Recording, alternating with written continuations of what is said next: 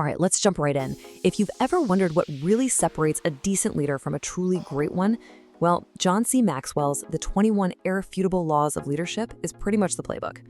So in the next few minutes, we're going to break down decades of his wisdom into a super clear framework that you can start using, like, today. Okay, right off the bat, Maxwell just blows up our biggest myth about leadership. We tend to think it's about a title, right? A corner office or your name at the top of an org chart. But the actual truth, the very core of this entire book, is that leadership is simply influence, nothing more and nothing less. It's not something you're given, it's something you earn. So, how in the world do you earn that influence? Well, Maxwell breaks the journey down into three big parts. And the first one, the most important one, is the foundation, your character. Because you see, real leadership always starts from the inside out. And it really boils down to this incredibly simple but profound truth.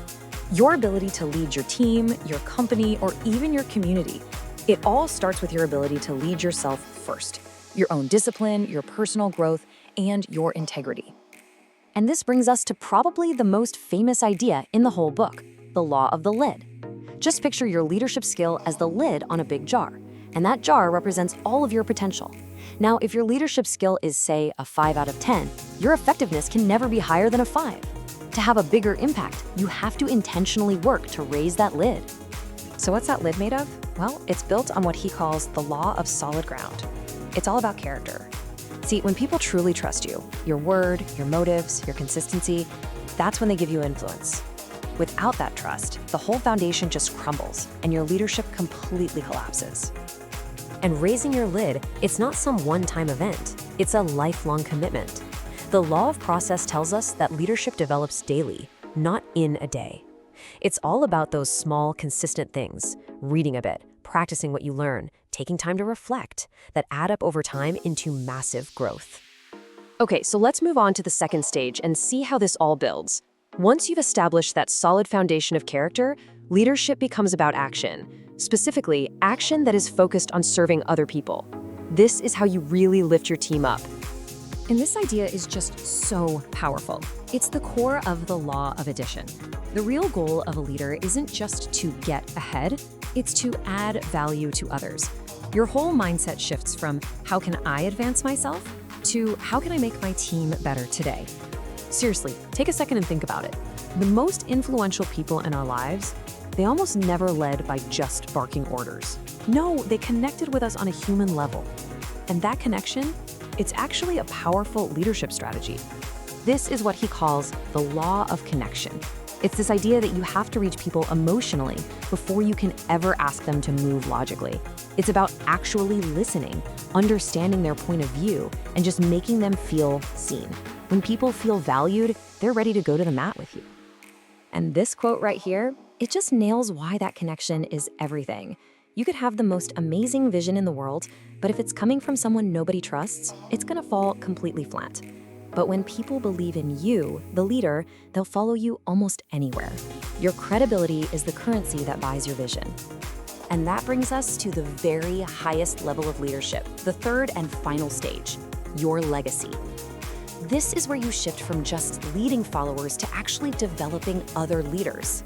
You're creating an impact that's gonna last way, way beyond you.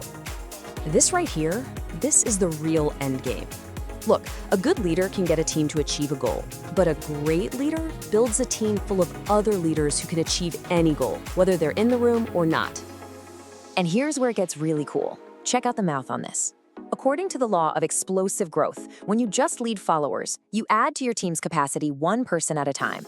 But when you develop leaders, who then go on to develop other leaders, you multiply your impact exponentially. It's a total game changer. But to get to that kind of multiplication, you need a very specific mindset, empowerment. You see, insecure leaders get threatened and they hoard all the control.